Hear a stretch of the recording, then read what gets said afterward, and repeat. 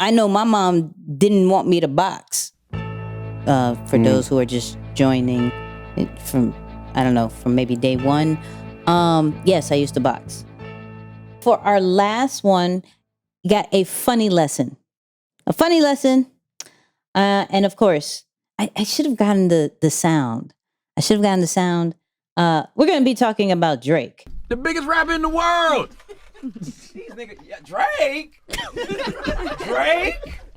Let's go to the clip. He FaceTimed me yesterday, and he was like, Drake, man, I want to tell you, man, I got an RV for sale, man. And I was like, what does that have to do with, what am I, and I was like, he's like, man, I'm in Shanghai, man, my friend got this RV for sale. I was like, do you have any sort of idea of what's going on back home? Like, do you know that I dropped this album and we did like a million, and he goes, I'm doing well there. He goes, yeah, man, I love it, man, I love it. And I was like, oh, what's your favorite song? And he's like, Drake, man, I won't be honest with you, man. My service is not too good out here, man. But that's like, I'm gonna get around to it, you know. Drake, man. That's priceless. Crazy. First off, here's my first problem with this, right? How you say your service isn't that good, but you're on the phone. But you continue on. Right. To let them know. Right. How I'm confused by this. That's cool. Second, the real reason why I brought this was the whole fact of that, even though it was a joke, that is a real situation to where some people don't really have the true support or maybe feel disconnected from friends and family. Mostly family, but definitely friends too. Maybe they're close to. Like we're only child, so like our friends feel more like family than anything, right? And so it's funny, but really realistic to see. Hey, I did something big. Did you notice it? No, but I'll get to it. Why? Because it's not a priority. Because they don't really understand it. And those are the people we seek the most support and like feedback from. And we don't necessarily get it all the time because they either don't understand or it's just something they don't agree with, right?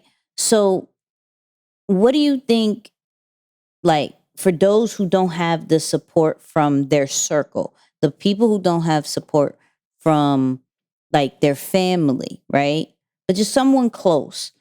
How do you think, what is maybe one or two things that can help them stay focused in that certain situation? And this is for 9 to 5 people. Maybe you transition to a new position, a new job, whether it is entrepreneurship. You just jumped into entrepreneurship and no one in your family has ever done such a thing called the entrepreneurship. So how do you tackle that not feeling supported vibe? Yeah, I think you're really left with two options. You know, I think two simple options is all you can deal with. You either become your number one fan, you become your own fan, right? And just know that you can't seek that outside validation, at least not from within, until you have something to show for it. Because typically, you know, and we joke around, some family members or close friends, they're going to be the first to make fun of you. They're going to be the first to kind of, you know, pick on you a little bit. And that feels like they're not supporting you, but really they're just maybe waiting around to see if you're really going to do it. So you can challenge yourself and say, man, have I carried myself in a way that maybe made them feel that I'm not someone who follows through? Are they really doing that maybe because that's how they protect themselves from feeling like, hey, don't get too big on us and leave us alone? So I think that this is something that we should use as an opportunity to just kind of reflect and say, okay, hold up. It doesn't mean that they don't support me or what I'm doing is not going to work. It could be a variety of different things. And as long as you at least set it in your mind that you're going to be your own number one fan until it really pops, then it happens. I mean, we've seen it, you know, historically. you typically don't get the support in your own backyard from your own people right away. They're usually some of the later comers, and when other people see you and they start rocking, then those, near to you start coming along. So yeah, I would say, man, just become your own number one fan at first. But clearly Drake is making it work, my man. Still laughing it off after being artist of the decade, still running with it. So yeah, that's powerful. Yeah,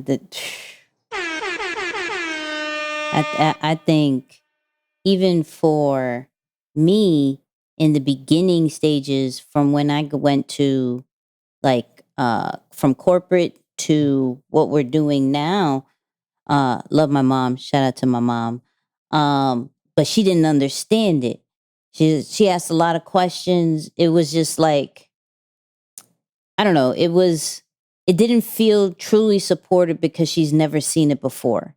And then I think that's even also some of the main reasons why I don't fully say in detail what I do. Like my mom is like, you have a podcast, like you work with E. But that's probably the only amount of stuff that she really understands and gets. And I think for me, that was because it didn't fully feel supportive in the beginning, right?